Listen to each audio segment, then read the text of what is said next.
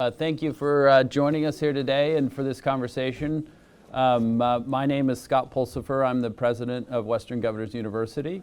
And as the session title had mentioned, we are gathered here today to talk a little bit about how do we move beyond only talking about the cost of college and really talking about the question of value and ensuring that, in fact, educational pathways are resulting in progress. They're resulting in economic mobility. They're resulting in a better life, especially for the individuals that we were all designed to serve in the first place.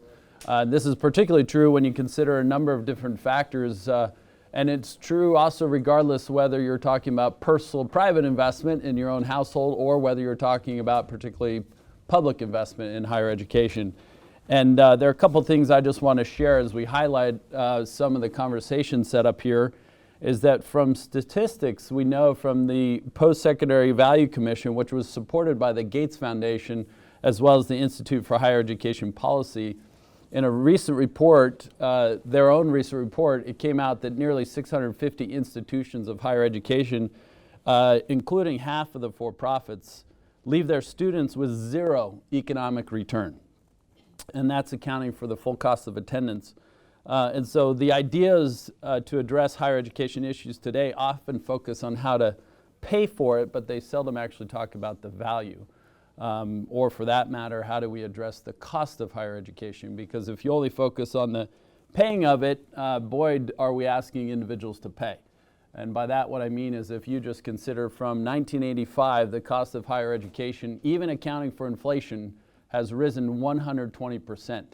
That is astronomical. Just so you understand that factor, that's about twice the rate of inflation during that same time period, meaning rising about 6% per year for what is almost 40 years.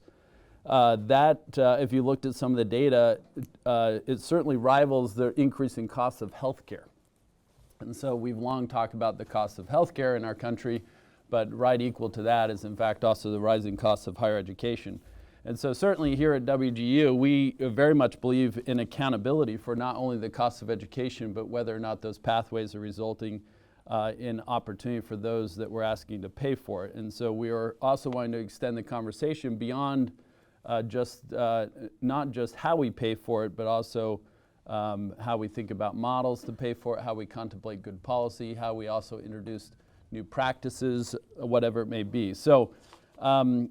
Lastly, just to contemplate the value of equation, when you think about the return on investment, it actually has to result in outcomes. There are two outcomes that we should obsess ourselves with. One is first and foremost, of course, whether or not those who enter into a higher education pathway, whether they're actually completing it and they're actually attaining the credential they came to complete. Nationally, you probably mostly know those numbers that about 60% of individuals who start a post-secondary program complete it.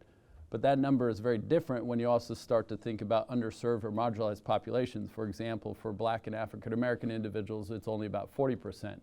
And if you specifically look at individuals who are financially independent, meaning they're not from the top income quartile of households, that is only about a third of those individuals will ever complete the credential that they came to complete. So the data certainly is suggesting that we may have a system that for many is in fact not a path to opportunity, but a path to nowhere, and it can often be paved with a lot of debt. So I'm pleased to be joined here by Dr. Beth Akers, who you probably could tell who is Beth Akers, because next to her is also Bob Collins. But Dr. Beth Akers is an economist who has researched higher education for more than a decade. She recently published another book, Making College Pay. An economist explains how to make a smart bet on higher education. And I personally have always respected Dr. Akers' approach to this because she's also looked at student loan debt from a student outcomes-based view, not just the cost side of it, but really whether it results in outcomes for students. And I think that can actually help all of us move towards equity in higher education. She speaks regularly with the media and at conferences, and just last week, even if I'm not mistaken, Beth, you also testified in front of the Senate Judiciary Committee on student loan bankruptcy reform. So welcome, Beth. Great to have you with us. And then to my left is Bob Collins. He is a 35-plus year veteran of financial aid. He successfully led financial aid our department at WGU for now nearly 10 years, if I'm not mistaken. So we're so glad to have him. And after implementing WGU's Responsible Borrowing Initiative in 2013, that has reduced our per student debt at graduation by 32% over the last 7 years to now just over $14,000 today, which if you look at the numbers, is less than half the national average in terms of debt per graduate.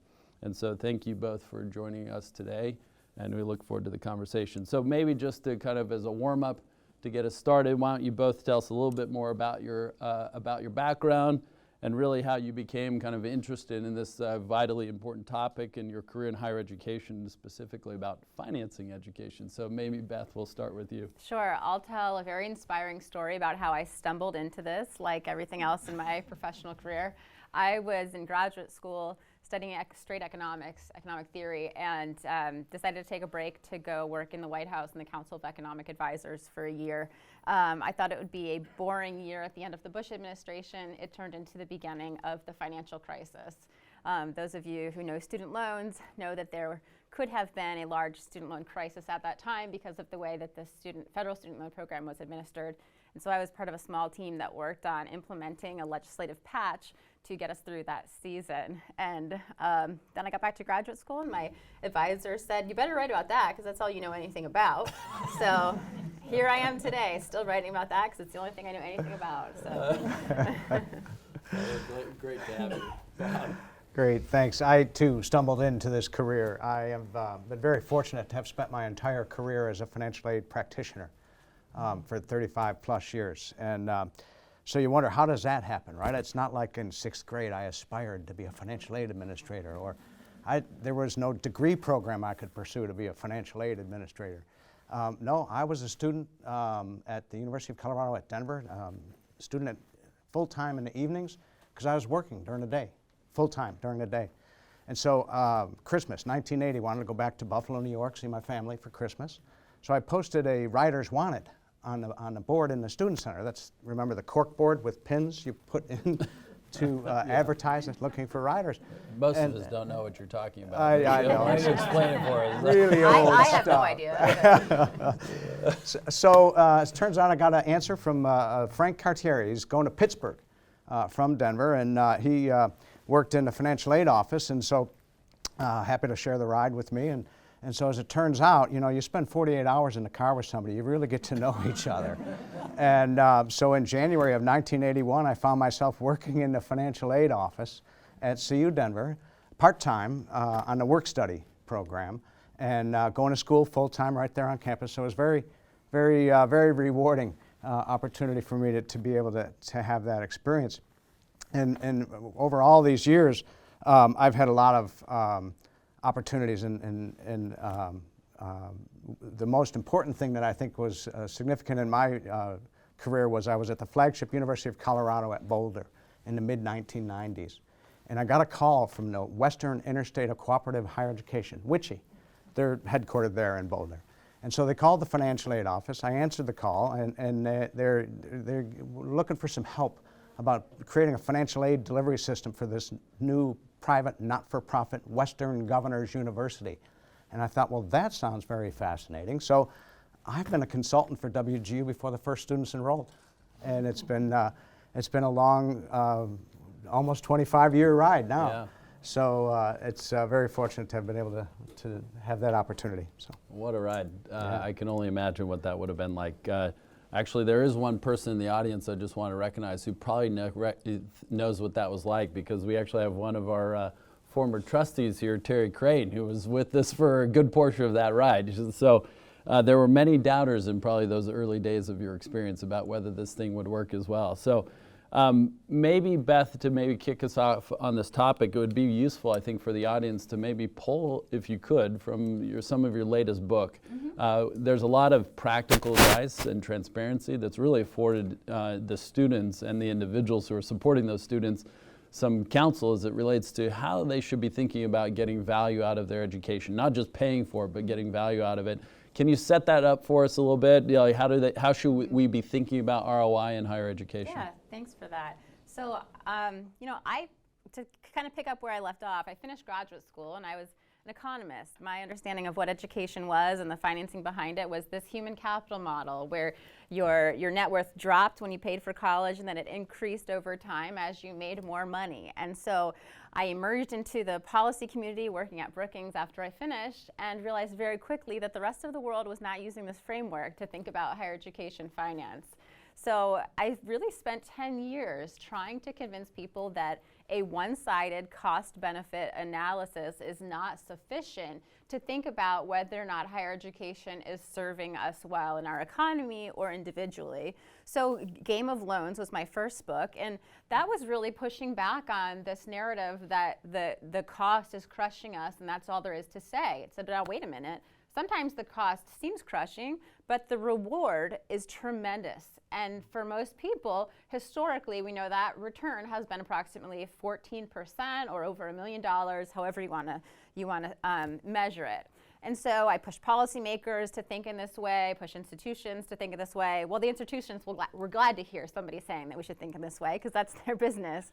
And then when it came to writing my new book, Making College Pay, the idea was, okay, I give up. I can't get Congress to act in a way that's in accordance with the way I believe the world should be characterized here.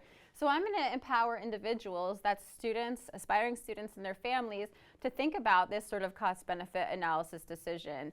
When I went to college, I walked the back of Barnes & Noble and flipped through that index of colleges to pick which one I was going to apply to. And there was surveys about how good the parties were on campuses and things like that. I was never much of a partier, so that didn't really matter to me that much. But students today have the tremendous value that comes from the information that we now publish for aspiring students about the economic return that previous cohorts of students have experienced across every institution and across each major at institutions. So my book is not about telling everybody, go seek the highest paying institution and career that you could find, but instead it's to say, this is a huge investment. Why don't you make it with your eyes open? And if you want to do that, here's how you can really do what I would call a cost-benefit analysis. I walk through the arithmetic and say, this is how you do it, and this is how you see if this is something that actually makes sense for you financially. And again, I'm not pushing go for the greatest ROI there is. I'm saying understand what's affordable to you and your personal financial situation, both in terms of the return that you're likely to get, but also in terms of how much you're willing to risk to get there. And so the book really walks through what are the federal resources, namely the collegescorecard.gov, that helps people to plug in that arithmetic and do the numbers for themselves. But it's really just pushing a new way of thinking. You know, it's not celebrating the institution that you get into on your Instagram account, and that's the end of the story. It's saying there's another way to think about value in higher education, and I really hope to be able to empower readers to use that frame if it's one that's important to them. And I think more often than not, it is important, but people haven't been trained to think in that way. So this is, I think, a follow-up to this, and this is really for both of you. Let's just get out on the table, which is it's often been debated whether ROI is even the right way to think about education. We've all probably heard the argument that says, well, it's not just about getting a great job, it's about developing great citizens, and citizenry. I've joked previously before is that I've never known an engaged citizen who didn't also have a great job, who was financially independent. You're like, but is it a good measure? Is it the right measure to think about education? Is ROI the way to approach this? Because certainly we're investing tons, not just privately from homes and households and individuals, but the public is investing a ton in this too. So is the ROI the right equation or the right value metric? Well, I think by talking about ROI, we're meeting students where they are. Surveys tell us that over 90% of people report career advancement and additional income as their primary motivation for going to college. So in my mind, we've separated the conversation. We talk about education as this rainbows and unicorns things that produces the global citizen, and that's wonderful and that's really great, except the people who are going are shelling out their own dollars because they need to make more money. So I think that both those things are true, that there's social value that comes from education, but we need to make sure that individuals are covered first. Yeah. I mean, if they're using their own dollars and what it is that they need from that investment is a financial return, then ROI is the first place to look. If we can't check that box, then I think the other pieces don't matter. Yeah. Bob, how about you?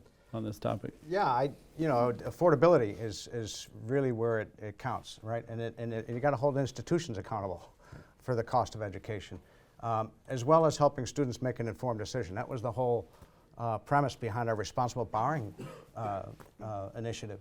It was help students make an informed decision, much like you're suggesting here with the college scorecard. Do your homework, compare, look at the outcomes, and the affordability is encouraging students to borrow only what they need. That's what we did over the last 8 years. And no laws changed, no rules, no new regulations. It was just a recommendation, a business process change. Give them all the information they need to make a good decision, and it worked. So is there a sense, though, that message of at least contemplating ROI and the value of education, is it getting through, or is that giving institutions a ticket to just raise prices at 6% a year, ad infinitum, which is this, hey, well, the public and individuals and households should be willing to pay any price because it is the golden ticket. At what cost, I guess, are we willing to do this? Is the message getting through to the buyer, I guess, of education? You know, when I started writing about the student loan crisis about 10 years ago, we did not have the college scorecard. So people were not empowered to shop in that way and say, okay, this is a high price, but it's worth it. So when I published that book, I became kind of inappropriately named the student loan crisis denier. But I got a lot of invitations to speak at conferences of universities and college administrators because they loved that I was saying, hey, we found a champion. Yeah, right. It's actually not so bad. We can keep raising the prices, and Beth is going to go out there and tell everyone it's okay. And so that wasn't enough, and we needed to add the other piece, which is the accountability. And we accredit institutions and allow institutions to use federal financial aid by this process of a third-party accreditation where someone else decides if this institution is doing enough good, right, to be eligible for federal funds. I want to push beyond that and say we need to put it in the hands of the individuals to say, is this an institution that's going to sufficiently serve me, to justify that upfront price tag? But I think you need consumers to be actively engaged in that process of critical shopping of institutions for it to work. Because yes, I think we've celebrated college as the golden ticket to success for so long in this country that I think for a long time that did say to people, okay, go ahead and sign on that line, whatever the price is, because it's worth it. It's you've got the house, the white picket fence, and now you've got your college degree, so you're fine. And we all know that's not going to work in the long run. Yeah. Bob, on this point that Beth raised on accountability for now 10 years, you've been advancing a lot of innovation at WGU to increase not only institutional accountability around the cost and how you should finance that, but also for the individual who's actually making that choice and implementing the responsible borrowing initiatives. Can you offer the audience or the listeners here a little bit more as it relates to what are some of the innovations or mechanisms that you've seen to be very effective to actually increase accountability from especially a cost-benefit standpoint? Yes, I think it's a two-prong approach, right? The first is to increase transparency, and the second is to focus on outcomes. Right? Those are the two pillars, if you will. With respect to the promoting transparency, the college scorecard is getting better every year with new data, fresh data that's out there. It's user-friendly. It's not, for institutional researchers. It's for students and families to review their options. And included in that college scorecard is the cost, the demographics, the programs of study, but it also reports the median debt and the median earnings by program of study. I mean, so you can look at the outcomes from previous attendees, what their debt is and how much they're making at a median level. And so you can use that tool to compare all other institutions. And are you going to stay in state or out of state? If you're looking for a program of study, you can sort by that program of study, by median earnings, by median debt. I mean, it really is a pretty useful tool. And right now, I think the data that they're reporting is 2 years after they graduate. And the data is coming right from, I don't know if it's Treasury or the IRS or Social Security Administration, but it's reliable data. It's not all programs that are populated. It's still small numbers, may not have that data, that field populated, but it's worth encouraging students and families to go and use that tool. More importantly, I think what we're seeing recently is that this can drive competition as well, right? And when you're comparing institutions, students are going to go to the better performing institutions, you would think. And so I think that institutions need to be cognizant of what are their outcomes and who else in my state has these types of outcomes, right? And so I think that will drive, to help students make more and families make more informed decisions, but I think it'll drive the competition as well. There was some articles in Wall Street Journal and Forbes wrote just recently about the master's degrees and the unlimited loans that they can take to get a master's degree and what their outcomes are. It's abysmal. I mean, you look at some of these programs and you can borrow, sky's the limit, no ceiling in that. And so I think that is raising awareness for other institutions it's a wake-up call to pay attention, because you don't want to be the headline news, right? So, so I think that's, and on the transparency side, there's another piece of legislation actually reintroduced. It's the College Transparency Act. It was introduced in the 116th Congress. Now it's reintroduced just in March of 21. It's bipartisan, it's bicameral, and it really does a good job at capturing the data of the performance of the institutions and making it available to the public. And so it's going to help promote awareness of all these different types of programs. So that's on the transparency front. From the outcomes perspective, there's two aspects of this: risk and reward, right? If you have some risk sharing, skin in the game they call it, right? Perhaps the institution should be held accountable for some of their defaulted dollars of their student loan defaults. Should they pay a portion of that? That's a risk share worth exploring. But the reward side of that is make state and federal funding based on performance outcomes, right? Performance-based funding. So reward those colleges that are doing well with additional types of grants and funding. So, I think those are the two good triggers for accountability. Go ahead. Maybe Bob could talk too about the specific tools that they use to communicate with students, because one of the things that when I first started doing this work, there was not that transparency on outcomes. And so I always imagined, as soon as there's this resource that students can go and look and see, this is what graduates are earning, this is how much they borrow, this is how much they pay, then by some magic, they'll force institutions to charge prices that are in line with value, and I can go study something else because all the problems will be solved. And then as it turns out, that's not what happened. And I've even been involved in some research where we try to serve up on a silver platter this information to students to say, or to high school students that are aspiring to go to college, say, here, maybe you could use this to help inform your decision. And it turns out that silver platter that I thought was a silver platter had no impact on the way that these people made their decisions. And so there's an art to this that I think institutions need to figure out and understand to empower, their aspiring students as well. Yeah, absolutely. When you our process is such that you apply for financial aid one time per year. And if you need help paying for college, you apply for financial aid. So when they come through our process, we present to them information about their total debt from prior colleges, what they currently have, and their projected debt looking to the graduation. And we show them with the calculator, what's your monthly payment going to be when you graduate? And it gives them the opportunity to stop and make a decision right then and there when they're deciding, how am I going to pay for school? And then we recommend you borrow only what you need. Tuition and fees, and 2/3 of our students accept our recommendation. It's fascinating when you give them all the information they need. It's one time a year, and they're otherwise they're studying and working and raising families, and so it's kind of providing that information at just the right point in time where they need to make a decision. So we bundle it, put it together in a nice streamlined process. I don't know how we get them to go to the college scorecard, though. I mean, Yeah. You have to read my book. That's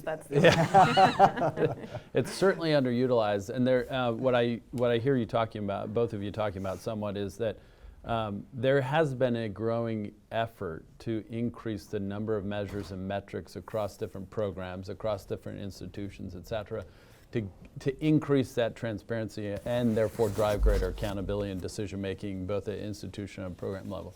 at a student level. But we don't seem to be there yet. And it's almost like legislators, policymakers, it's almost as if they don't want to go there. And it's, for a simple example, how do you deal with something like attainment rates? Because even if you know what the outcomes are for graduates in a particular program, it won't tell you that those at that institution who enter that program, only 25% of them actually complete.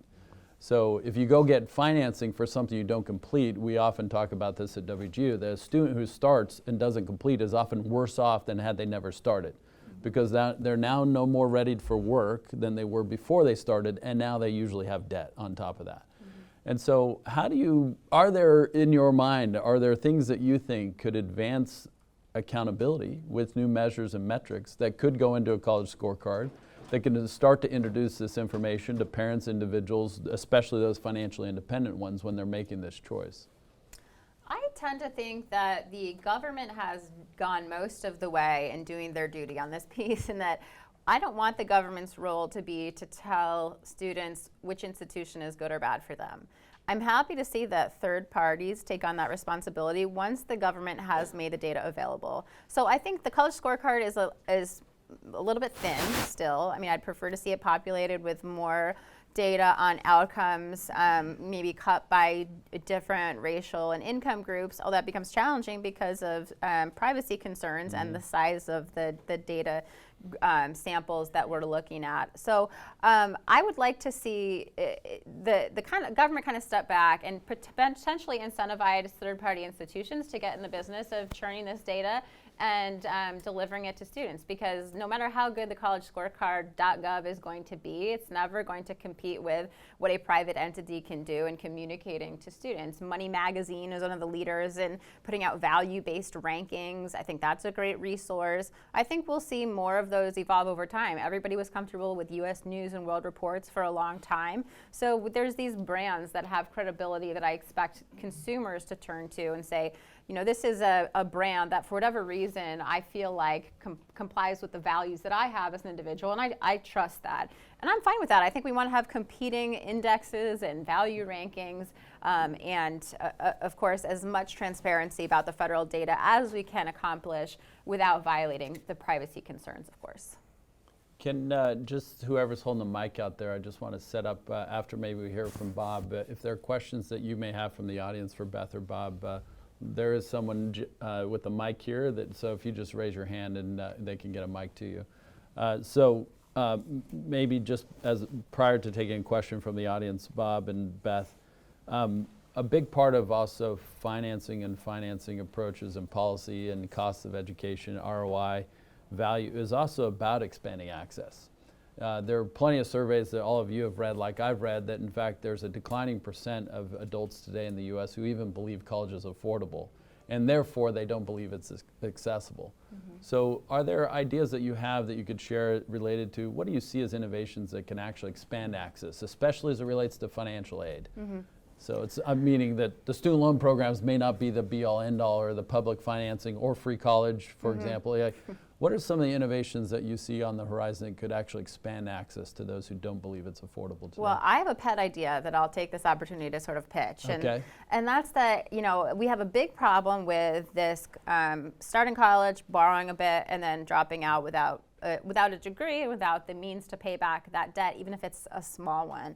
I would really like to see that we shift more of the existing grant aid that's available for students through the Pell Grant program forward to the initial years of study. So rather than spreading it out over the course of, you know, maybe the 8 semesters it takes you to get through a 4-year program, or 10, or what have you, we bring some of that towards the front. You know, if someone's like in their last semester of going to school, I'm pretty comfortable with them taking debt to cross the finish line and get that degree, because I think statistically they're likely to be able to afford to repay that.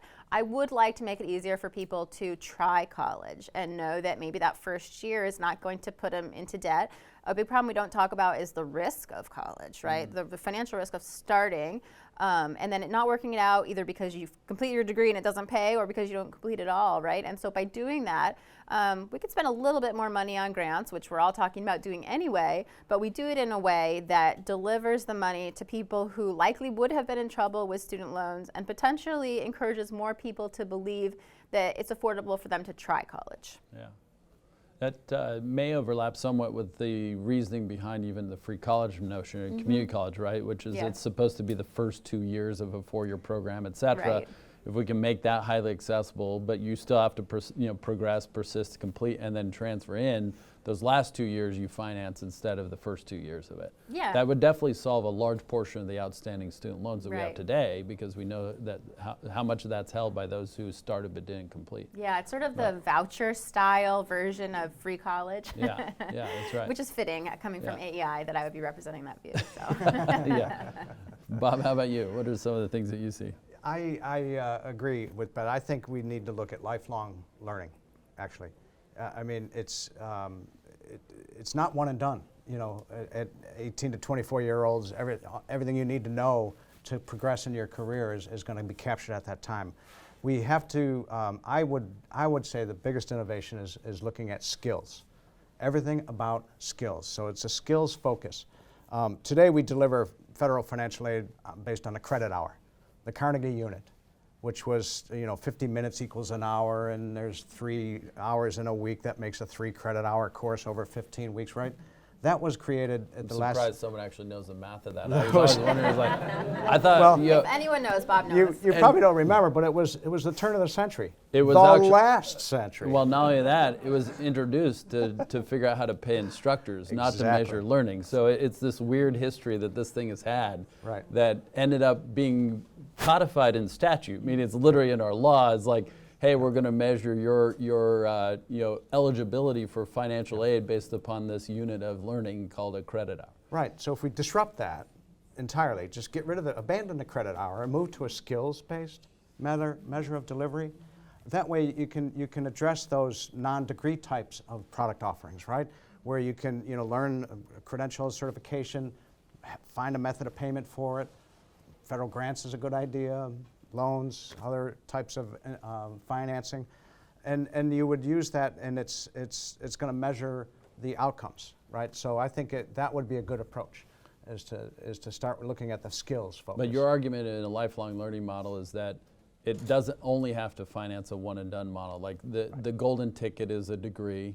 You finance that, and what you do after that is entirely on your own, versus you may do something first, and it may not even be a degree, and then you're going to do something later in your career in professional pursuits, then you'll do something again. Sure. And that you could actually have aid or financial, financing models all along that rather than only once. Yeah, these could be stackable credentials, certainly.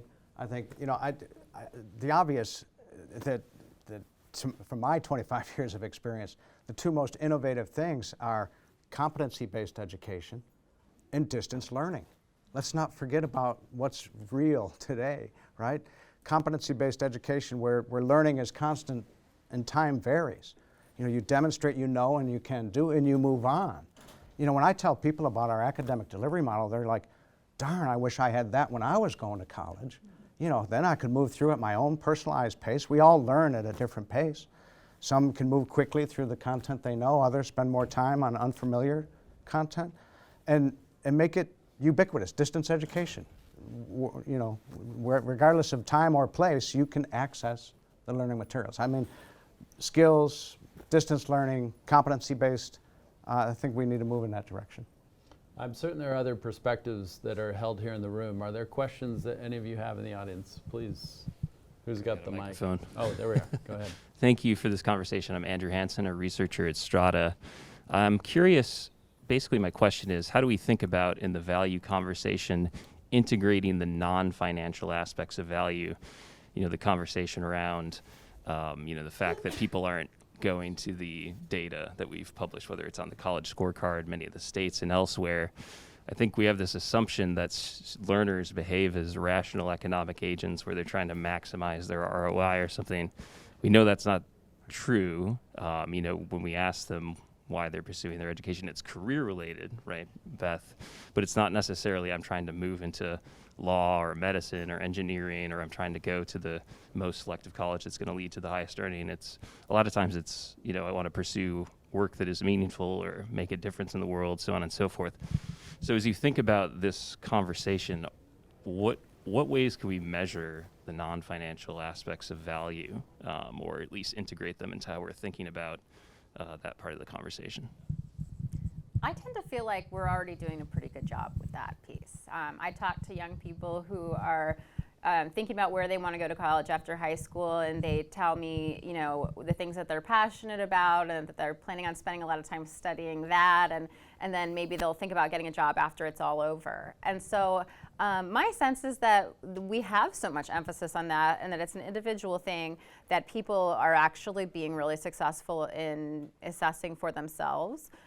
Maybe it's because I'm an economist, and so I only see dollars and cents, and that's the real reason I'm defending the, the financial ROI as the one that we should be collectively concerned about. But I think we have had so much emphasis on that piece, the non-pecuniary returns to education, both socially and individually, that I'm happy to see the pendulum swing back in the other direction. But you're right. I just don't know that there's a collective way of measuring that value, and I would tend to argue that that would be more of an individual-based decision and assessment that I think people are pretty good at doing.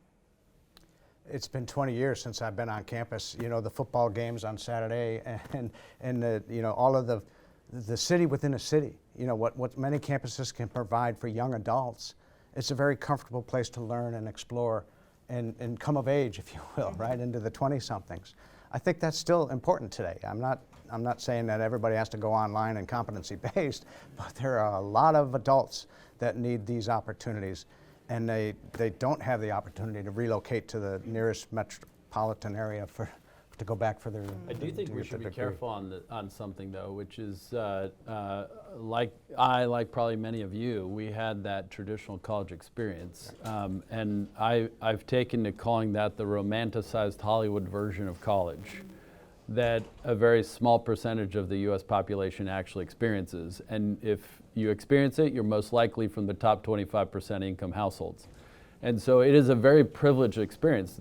That's not to say it's not an awesome one, but we should at least recognize, as much as we may want that experience for our children as a coming of age, emerging adult experience, a social connection, it's not feasible. And you should really be asking yourself of all the costs to deliver that experience, what are we really willing to finance, especially as taxpayers? It's how much of that are we really willing to finance? And you could go look at higher education today, where even budgets operating those kind of traditional institutions like that, your public flagship universities, private institutions, et cetera, the percent of their budgets that's actually spent on instruction is now roughly 30%. And yet students or their parents or the public are asked to pay for a large portion of that. How state budgets are declining as a percent of their total budget finance. And so you have to kind of ask yourself the questions have we started to basically forget the core mission and value proposition of higher education, which is to provide the knowledge, skill, and ability to individuals so they could change their lives and pursue that opportunity. And that can get to be a very expensive proposition if we keep letting the other things start increasing as a percent of the overall budget. The last thing I'll add on this point too is that if you look at the percent of even freshmen that live on campus, it's 13%. If you look at those that are actually going to school that are over the age of 24, it's now 40+%. If you look at the percent that are working full-time or even part-time while they're going to school, it's you're looking at a very different profile of a student versus the version that we think is actually going. And that economic equation, I think the best point, is very front and center in their mind at the end of the day. So I think there's a question over here. Let's go to you. And so. World Report, comment. And the brands that you can trust. Certainly over time, that relationship between the brand, U.S. News and World Report, and the ratings that they've done, and students and parents may have evolved into an unhealthy one. Given that, and given the relationships that rating agencies and ranking agencies have sort of had in various different sectors in the U.S., how do you ensure that a private sector solution, and I am a proponent of that marketplace, but how do you ensure that that actually will work well? That's a great question.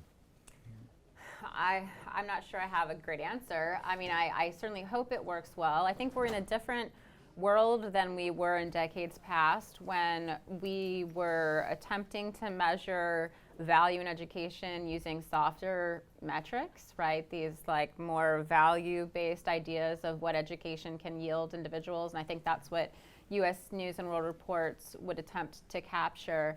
I think when you move towards a value-based ranking, there's a bit more accountability in those because there is data behind them. Maybe again, that's overly optimistic to think that that will police the market to actually have some honesty in what it is that they're doing. But I'm hopeful. I mean, we've seen it work in other places. When you shop for a car, people are looking at the Kelley Blue Book value and other sorts of metrics like that. So I'm optimistic that the competition between those metrics would push quality. Although it's a tough one because education is one of those things that you really have a difficult time assessing the value of until it's way in the past, right? And that's a real challenge. So I think there's a lot of room for potential bad actors to get away with rankings that are not of high value. And I don't know, I'll just have to kind of see where it shakes out. With that, I think we're at time. I think this, what you actually raised is an important point, though, to highlight, because I believe even AEI did the research. You could go find this research. That, in fact, when they evaluated the economic outcome for individuals of higher education who complete it, they basically isolated that completing and attaining the credential was the single largest causal factor in resulting economic benefit, not the brand that's on the credential.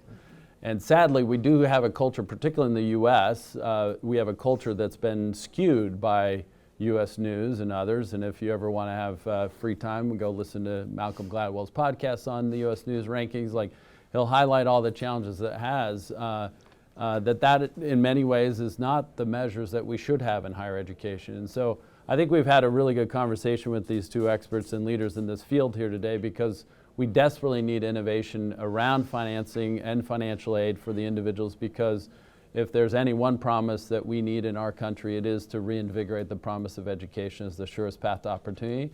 We have to think of ways to make it more affordable, more accessible. We have to figure out new ways to finance it, not just for their first opportunity, but their next opportunity.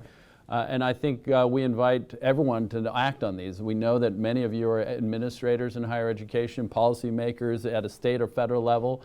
We need new solutions to not just address how it's paid for, but also how do we increase accountability for the outcomes and the value of it. So thank you for you being here today. Thank you especially to Beth and Bob for being here as well. So thank you.